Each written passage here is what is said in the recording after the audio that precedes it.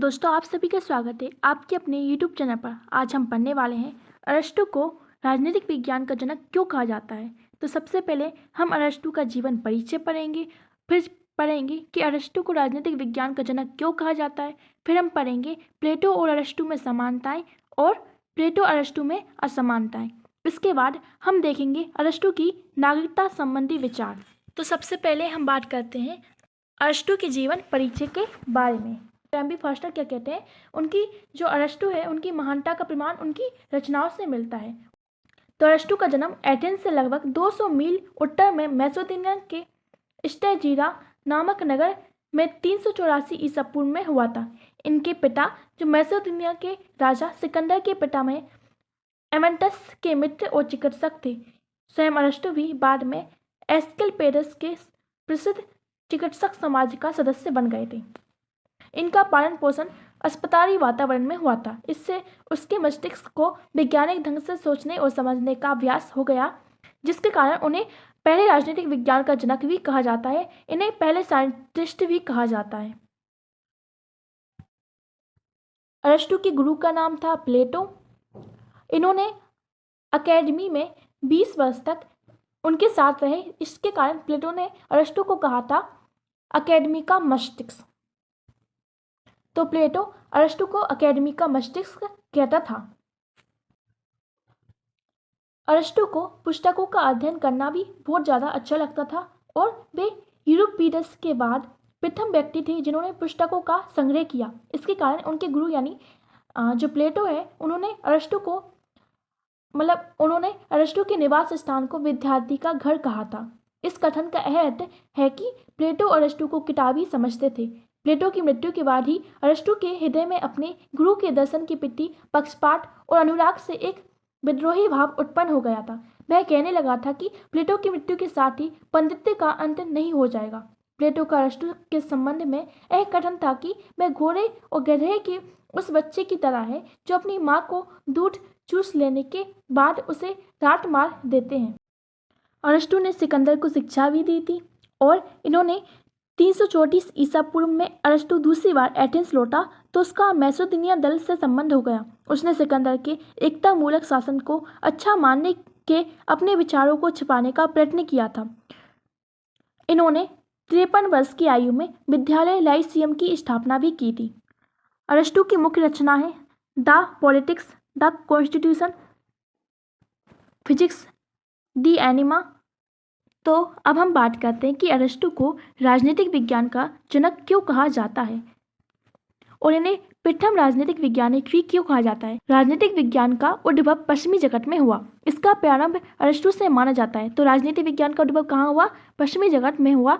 इसका प्रारंभ कहाँ से माना जाता है? अरस्तू से माना जाता है। जिस प्रकार प्लेटो को राजनीतिक दर्शन का प्रणेता माना जाता है, उसी प्रकार अरस्तू को राजनीतिक विज्ञान का जनक माना जाता है। तो बहुत से लोग प्लेटो को राजनीतिक दर्शन का प्रणेता कहते हैं और उसी प्रकार अरस्तू को राजनीतिक विज्ञान का जनक कहा जाता है। अरस्तू से पूर्व राजनीतिक चिंतन तो था, लेकिन राजनीति का कोई विज्ञान नहीं था। राज्य विषयक चिंतन और राजनीति विज्ञान को स्वतंत्र बनाने का पद प्रदान करने का श्रेय अरस्तू को दिया जाता है। यानी अरस्तू से पहले राजनीतिक चिंतन था, वह विज्ञान नहीं था। वैज्ञानिक दृष्टिकोण से सोचने का सबसे पहला प्रयास अरस्तू ने किया था और उसे विज्ञान के रूप में पद देने का भी इन्होंने ही कार्य किया था। इसलिए इन्हें अरस्तू का प्रथम राजनीतिक वैज्ञानिक कहा जाता है और राजनीतिक विज्ञान के जनक भी इन्हें ही कहा जाता है। इसी कारण मैक्सी अरस्तू को प्रथम राजनीतिक वैज्ञानिक, फर्स्ट पॉलिटिकल साइंटिस्ट की संज्ञा देते हैं। अरस्तू की पद्धति और उसके दर्शन में निहित सार्वभौमिक तत्व उसे राज दर्शन के इतिहास में प्रथम वैज्ञानिक विचारक के रूप में प्रतिष्ठित करते हैं। अरस्तू ने जो पद्धति का प्रयोग किया था, उसके जो सार्वभौमिक तत्व थे, वो राजदर्शन के इतिहास में उसे पहला वैज्ञानिक के रूप में प्रतिष्ठित करने का प्रयास करते हैं। अरस्तू राजनीतिक विज्ञान के जन्मदाता और विकासकर्ता भी है। उनके द्वारा जो प्रस्तुत विचार हैं वो आज भी प्रासंगिक हैं।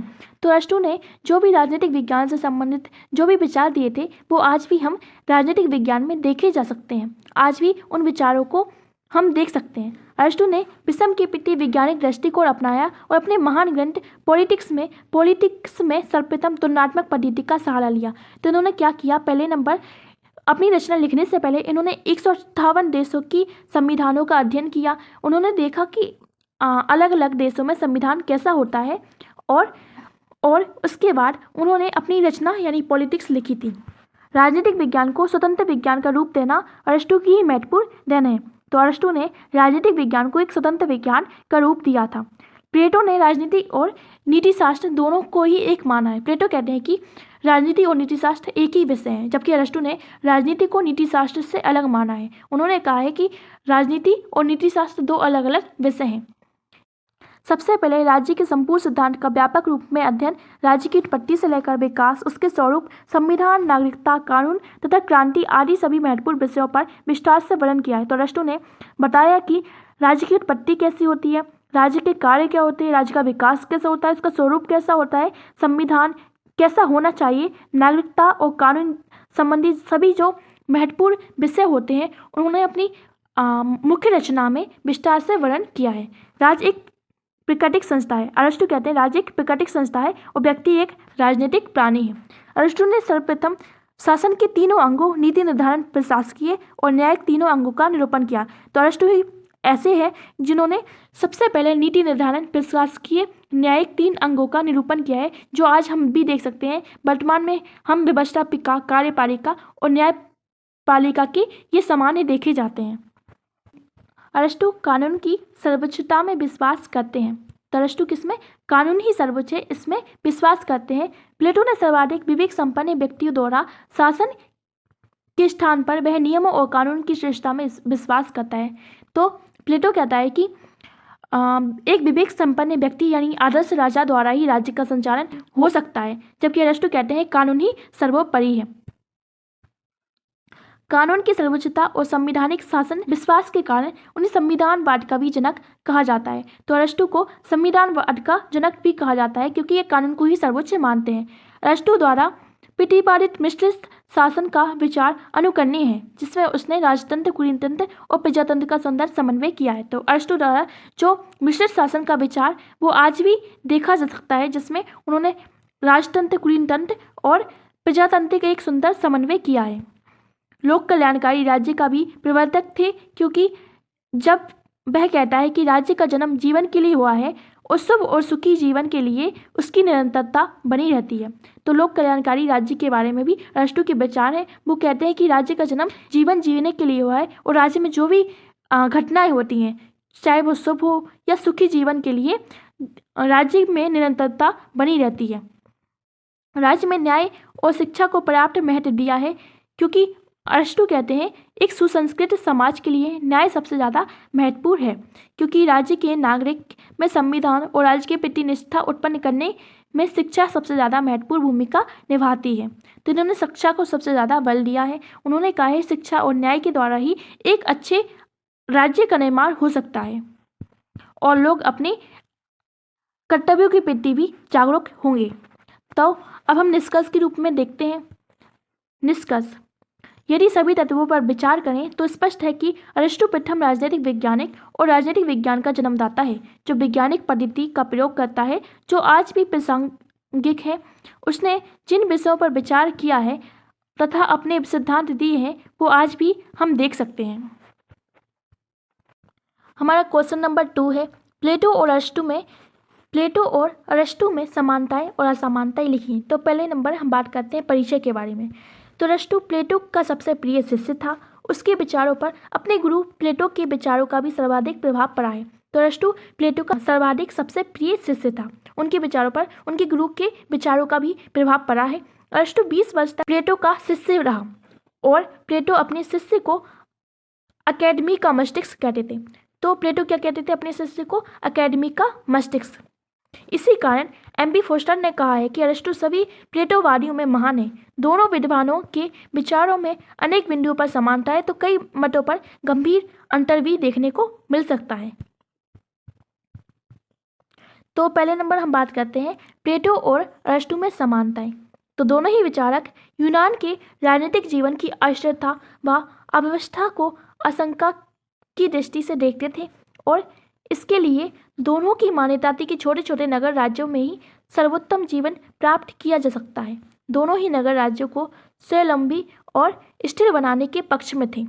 तो दोनों ही उस समय जो यूनान की जो स्थिति थी उससे परेशान थे और यूनान को एक अच्छा राज्य बनाना चाहते थे। इसलिए उन्होंने अपने ग्रंथ की रचना की। यानी दोनों ही विचारकों ने शिक्षा को बहुत ज़्यादा महत्वपूर्ण स्थान दिया है। राज्य नियंत्रित शिक्षा व्यवस्था स्वास्थ्य और सुंदर जीवन की कर्तव्य की पूर्ति में महत्वपूर्ण साधन मानी जाती है। तो दोनों ही विचारक यानी प्लेटो और अरिस्टो कहते थे शिक्षा बहुत ज़्यादा महत्वपूर्ण है और शिक्षा को राज्य के द्वारा नियंत्रित होना चाहिए। तीसरा है, दोनों ही विचारक शासन में कानून की महत्ता का प्रतिपादन करते थे। अरिस्टो पॉलिटिक्स में कानून को उचित स्थान देता है और प्लेटो राज्य में व्यवहारिक में कानून के शासन को प्रतिष्ठित करता है। तो दोनों ही विचारक कानून की महत्व को बहुत अच्छी तरीके से समझते थे। अरिस्टो की प्रमुख रचना है पॉलिटिक्स, तो उन्होंने कानून को ही सर्वोच्च स्थान माना है। और प्लेटो की रचना है राज्य, उसमें व्यवहारिक रूप से इन्होंने कानून का समर्थन किया है। दोनों ने ही शासन में न्याय को महत्वपूर्ण माना है क्योंकि न्यायपूर्ण शासन व्यक्तियों के हित और कल्याण में सहायक होता है। तो प्लेटो और जो अरिस्टो थे उन्होंने न्याय को बहुत ज़्यादा महत्वपूर्ण माना है। वो कहते हैं कि न्यायपूर्ण शासन ही व्यक्ति और यानी व्यक्ति के हित व कल्याण के लिए होता है। दोनों ही विचारक नागरिकता को सीमित करने के पक्ष में थे। दोनों का मानना है कि शासन कार्य में सभी निपुण नहीं होते। मतलब दोनों यानी प्लेटो और जो अरिस्टो थे वो कहते हैं कि नागरिकता सीमित होनी चाहिए और अरिस्टो कहते हैं कि नागरिकता सीमित होनी चाहिए। कुछ अंतरों के बावजूद दोनों विचारक एक मिश्रित संविधान के विश्वास करते थे। यानी दोनों ही विचारक एक मिश्रित संविधान में विश्वास करते थे। वह कहते थे कि संविधान को मिश्रित होना चाहिए। दोनों ही विचारक राज्य को एक नैतिक और आध्यात्मिक संस्था मानते हैं। दोनों ही राज्य के व्यक्ति के सर्वांगीण विकास के लिए आवश्यक संस्था मानते हैं। दोनों ही विचारक नैतिकता से प्रभावित थे। यानी प्लेटो और जो अरिस्टो है वो नैतिक और आध्यात्मिक संस्था मानते थे राज्य को, और वह कहते हैं कि व्यक्ति के सर्वांगीण विकास में राज्य एक महत्वपूर्ण योगदान निभाता है। दोनों ही प्रजातंत्र को निकृष्ट शासन मानकर उसका विरोध करते हैं और पूर्ण स्वतंत्रता में विश्वास नहीं करते। मतलब दोनों यानी प्लेटो और जो अरिस्टो थे वो प्रजातंत्र को एक निकृष्ट शासन मानते हैं और उसका विरोध करते हैं, लेकिन दोनों ही विचारक पूर्ण स्वतंत्रता में विश्वास नहीं करते हैं। अब हम देखते हैं प्लेटो और अरिस्टो में असमानताएं। प्लेटो और अरिस्टो ने दो भिन्न भिन्न विचारधाराओं का प्रतिनिधित्व किया है। प्लेटो जहां आदर्शवादी कल्पनावादी हवाई योजना बनाता है तो वहीं अरिस्टो यथार्थवादी व्यवहारवादी और वास्तविकताओं से युक्त है। अरिस्टो कल्पना पर नहीं बल्कि वास्तविकताओं पर अपने राज्य शास्त्र का नियम निर्माण करता है। यानी प्लेटो को एक आदर्शवादी कल्पनावादी कहा जाता है क्योंकि उसके जितने भी विचार हैं वो एक आदर्शवादी और कल्पनावाद पर आधारित हैं। वहीं अरिस्टो यथार्थवादी व्यवहारवादी तथा वास्तविकताओं से युक्त है। वह कल्पना पर विश्वास नहीं करता है बल्कि वास्तविकताओं पर और विश्वास करता है। प्लेटो की पद्धति निगमनात्मक तथा अरिस्टो की पद्धति आगमनात्मक या उद्गमनात्मक है। यानी प्लेटो जहां सामान्य से विशेष नियमों की कल्पना करता है वहीं अरिस्टो विशेष घटनाओं से परिस्थितियों के आधार पर सामान्य नियम बनाता है। इस कारण उसके विचार अधिक स्पष्ट और व्यवहारिक व क्रमबद्ध है। यानी प्लेटो की पद्धति कौन सी है? निगमनात्मक, और अरिस्टो की पद्धति है आगमनात्मक। प्लेटो दार्शनिक शासन को सर्वश्रेष्ठ मानता है जबकि अरिस्टो आवश्यक व परिस्थितियों पर निर्भर होता है। यानी प्लेटो कहता है कि एक दार्शनिक शासक ही सर्वश्रेष्ठ है और अरिस्टो कहते हैं ये तो परिस्थिति निर्भर करती है कि शासक को कैसा होना चाहिए। मैक्सी के अनुसार प्लेटो एक सुपरमैन की खोज करता है जबकि वो एक आदर्श राज्य की सृष्टि करेगा, मतलब आदर्श राज्य का निर्माण करेगा, जबकि अरिस्टो एक सुपर साइंस की खोज करता है जो कि राज्य को एक अच्छा बना सके।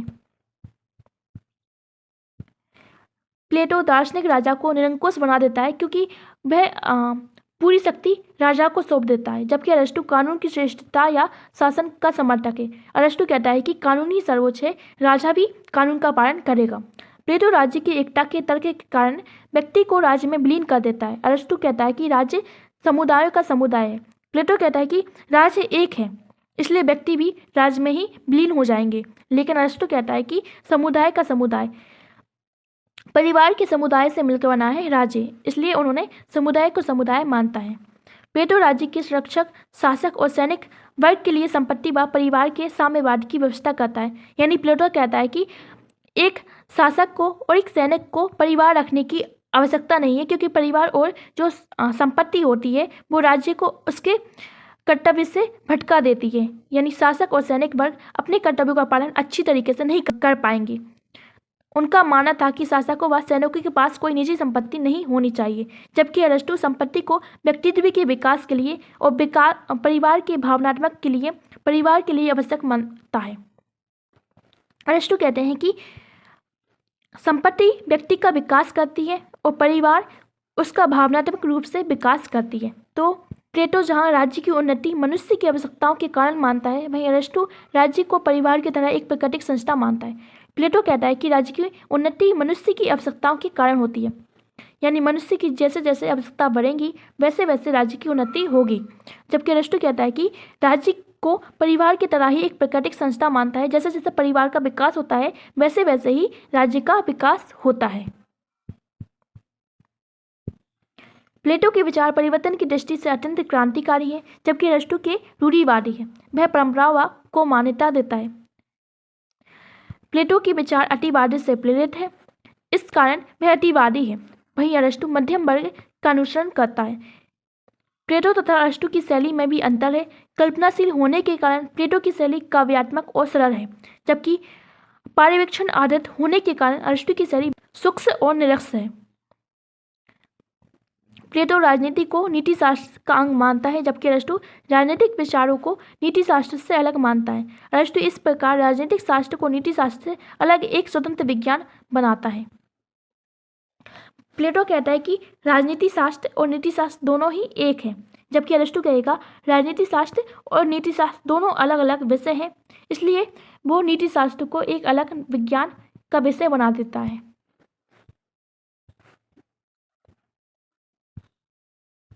अब हम निष्कर्ष की बात करते हैं तो प्लेटो और अरस्तु का राजनीतिक चिंतन के क्षेत्र में अतुलनीय योगदान है। दोनों के विचारों में पाया जाने वाला अंतर उनकी मौलिक प्रवृत्तियों में अंतर के कारण है। प्लेटो अपने विचारों के कारण आदर्शवादियों, कल्पनावादियों व क्रांतिकारियों का पिता है, जबकि अरस्तु यथार्थवादी, व्यवहारवादियों और उपयोगितावादियों का पिता है। यानी प्लेटो के जो विचार हैं वो कल्पना पर ज़्यादा आधारित होने के कारण एक आदर्श राजा की कल्पना करता है, एक आइडियल स्टेट की कल्पना करता है, जबकि अरस्तु है वो यथार्थवादी और व्यवहारवादी, उपयोगितावादी का पिता है।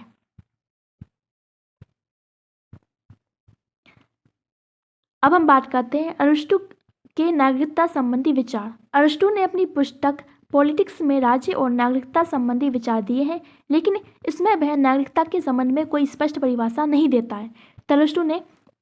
तो अरस्तु की प्रमुख पुस्तक है पॉलिटिक्स। उन्होंने राज्य और नागरिकता संबंधी विचार दिए हैं। राज्य कैसा होता है और नागरिकता किसको प्राप्त होती है, उसके अरस्तु ने अपनी प्रसिद्ध ग्रंथ पॉलिटिक्स में बताया है। उन्होंने नागरिकता के संबंध में एक स्पष्ट परिभाषा नहीं दी है कि नागरिकता होती क्या है। अरस्तु ने अपनी पुस्तक पॉलिटिक्स में राज्य की परिभाषा देते हुए कहता है कि राज्य नागरिकों के मेल से बनता है। अरस्तु कहता है कि राज्य किससे? नागरिकों के मेल से बनता है। अब नागरिक कौन है और नागरिकता क्या है? अरस्तु अपने आप से प्रश्न पूछता है। अरस्तु अपने नागरिकता संबंधी विचारों में तत्कालीन समय में प्रचलित मतों का खंडन करता है। उस समय नागरिकता से संबंधित निवास मूलक मत, कानूनी अधिकार मूलक और वंश परंपरा मूलक मत आदि बहुत ज़्यादा चलते थे। अरस्तु पहले इन विचारों का खंडन करता है। तो उन्होंने बताया कि निवासी होकर भी कौन सा व्यक्ति नागरिक नहीं हो सकता। तो निवासी होकर भी कुछ परिस्थिति व कारणों से व्यक्ति राज्य का नागरिक नहीं हो सकता है। राज्य का निवास पहला है, नागरिकता किसी विशेष राज्य या स्थान में निवास से नहीं मिल सकती। यदि ऐसा होता तो किसी राज्य में रहने वाले विदेशी व्यापारी दास भी उस राज्य के नागरिक समझे जाते। अरस्तु कहता है कि नागरिकता निवास करने से नहीं मिलती, क्योंकि एक राज्य में तो विदेशी भी निवास करते हैं और जो दास होते हैं वो भी निवास करते हैं, लेकिन उन्हें नागरिकता नहीं मिलती है। कानूनी अधिकार सेकंड पॉइंट है। कानूनी अधिकार प्राप्त होने से भी कोई व्यक्ति नागरिक नहीं माना जा सकता, क्योंकि न्यायालय में अभियोग चलाने वाला अभियुक्त बनने से कोई व्यक्ति नागरिक नहीं बन सकता, क्योंकि संधि के द्वारा विदेशों को भी उक्त अधिकार दिए जाते हैं। यानी अरस्तू कहता है कि कानूनी अधिकार अगर किसी व्यक्ति को मिल भी जाए तो भी वह नागरिक नहीं कहा जाएगा। जो विदेशी लोग होते हैं वो संधि के द्वारा एक राज्य से दूसरे राज्य में संधि करते हैं और उसमें उनके अधिकार की भी बात करते हैं। तीसरा है नागरिक की संतान। नागरिक की संतान होने से भी कोई व्यक्ति नागरिक नहीं बन जाता, क्योंकि यह रक्षण पुराने राज्यों तक तो चलता था, लेकिन नए राज्यों के आरंभिक नागरिकों पर यह लागू नहीं हो सकता है। अरस्तू कहते थे कि पहले जो राज्य होते थे, नागरिक की संतान है तो नागरिक हो जाएंगे, लेकिन आज का जो राज्य है उसमें ऐसे नागरिकता नहीं मिलेगी किसी को। चौथा पॉइंट है निर्वासन। राज्य से निर्वासित और मताधिकार से वंचित व्यक्ति को राज्य का नागरिक नहीं माना जा सकता। यानी जिस व्यक्ति को राज्य से निकाला दे दिया हो, जिसे निर्वासित कर दिया गया और जिसे मताधिकार नहीं मिला हो, तो उसे नागरिक नहीं माना जा सकता। पांचवा है आयु। जिन बच्चों का नाम अल्पायु में किसी कारणवश नागरिक की सूची में सम्मिलित नहीं हुआ है, बुढ़ापे में पहुंच जाने के बाद उन्हें नागरिक नहीं माना जा सकता। और छठा क्या है अंगीकरण। उस व्यक्ति को नागरिक नहीं माना जा सकता जिसे राज्य द्वारा केवल सम्मान के लिए नागरिक बना दिया हो, जैसे अंगीकृत नागरिक उसे कहते हैं। अरस्तू कहते हैं कि नागरिकता किसे नहीं मिलनी चाहिए, तो स्त्रियों, दासों और बच्चों को नागरिकता प्राप्त नहीं होनी चाहिए। उन्होंने ऐसा क्यों कहा? स्त्री, दासों और बच्चों को नागरिकता क्यों नहीं देनी चाहिए? वह कहते हैं कि स्त्री, दास और बच्चों में बौद्धिक क्षमता बहुत कम होती है। दूसरा, उन्होंने माना है श्रमिक वर्ग को नागरिकता नहीं देनी चाहिए, क्योंकि श्रमिक वर्ग नागरिकता के योग्य नहीं होते हैं। उनके पास नागरिकता के गुण विकसित करने के लिए समय नहीं होता है। उन्हें जो अवकाश मिलता है वो केवल उनकी छुट्टियों के लिए होता है। तीसरा, वह कहते हैं कि वृद्ध व्यक्तियों को सिटीजनशिप नहीं देनी चाहिए, क्योंकि वे राज्य के प्रति अपने उत्तरदायित्व को पूरा करने के लिए सशक्त नहीं होते हैं, उनकी क्षमता बहुत कम होती है। चौथा, वे कहते हैं कि संपत्ति विहीन व्यक्तियों को नागरिकता नहीं देनी चाहिए, क्योंकि वे अपने राज्य के प्रति कार्यों को पूरा नहीं करते हैं, क्योंकि उनके पास संपत्ति नहीं होती है।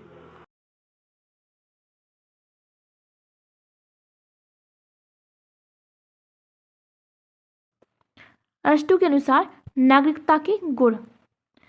नागरिकता के गुणों की चर्चा करते हुए वह कहता है कि अच्छे नागरिक के गुण नगर, राज्य और संविधान के अनुरूप निर्धारित किया जा सकता है। समुदाय के सभी नागरिकों के सामाजिक, आर्थिक, राजनीतिक और नैतिक तथा सभी दृष्टियों से विकास व उद्धार करने का लक्ष्य निर्धारित करना श्रेष्ठ नागरिक के गुण है।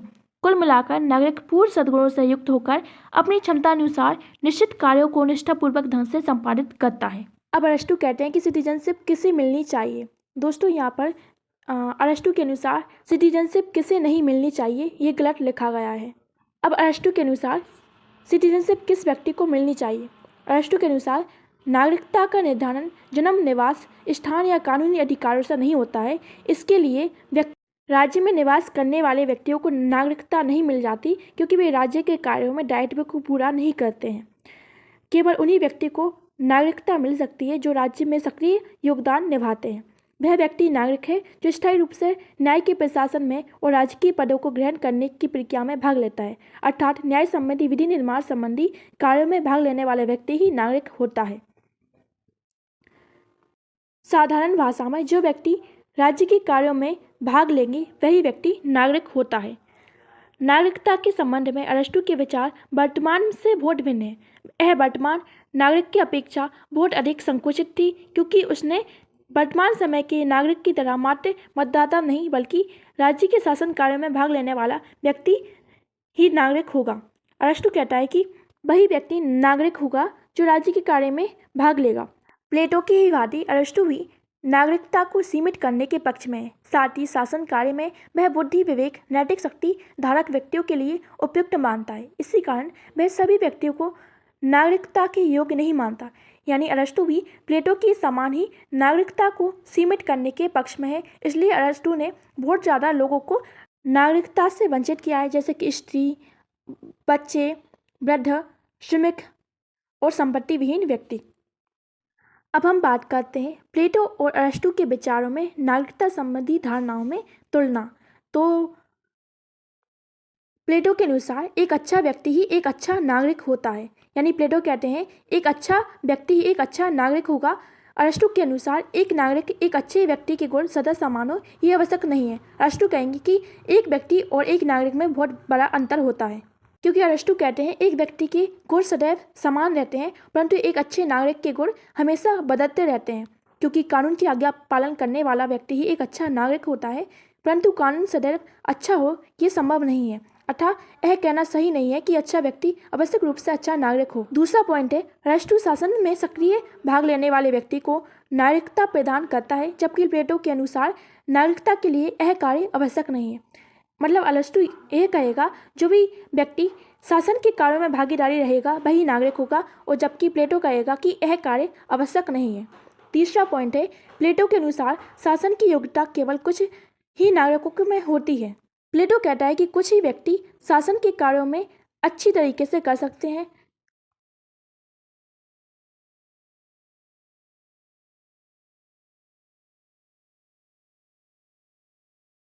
चौथा पॉइंट है, प्लेटो शासक के लिए वैज्ञानिक बुद्धि एवं सैद्धांतिक ज्ञान आवश्यक बताता है, जबकि अरस्तु कहता है कि शासक के लिए व्यावहारिक बुद्धि का होना अत्यंत आवश्यक होता है।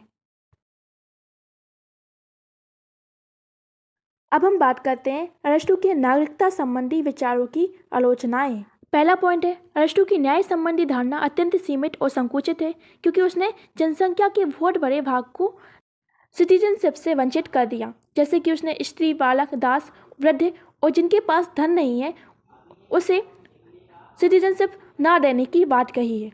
सेकंड पॉइंट है, अरस्तु के नागरिकता की धारणा वर्तमान पिटी निर्धात्मक शासन में संभव नहीं है, क्योंकि वह नागरिक को कानून निर्माण कार्य देता है। वर्तमान में प्रत्येक व्यक्ति नीति निर्माता नहीं हो सकता। यानी अरस्तु का जो नागरिकता संबंधी धारणा है वो आज लागू करना संभव नहीं है, क्योंकि आज के राज्यों में नागरिकों की संख्या लाखों करोड़ों में होती है, जिसके कारण सभी व्यक्ति अगर संविधान और कानून निर्माता में कार्य करेंगे तो देश का विकास संभव नहीं हो पाएगा। तीसरा पॉइंट है, उसकी नागरिकता का विचार अनुदर और धर्म तांत्रिक दृष्टिकोण पर आधारित है। केवल धनी व्यक्ति ही कानून निर्माता कर पाएगा, क्योंकि उसने निर्धन व्यक्ति यानी जिनके पास संपत्ति नहीं है उन्हें नागरिक नहीं माना है। इस प्रकार धनी व्यक्ति सिर्फ अपना ही लाभ सोचेंगे और निर्धन व्यक्ति के लाभों को अनदेखा करेंगे।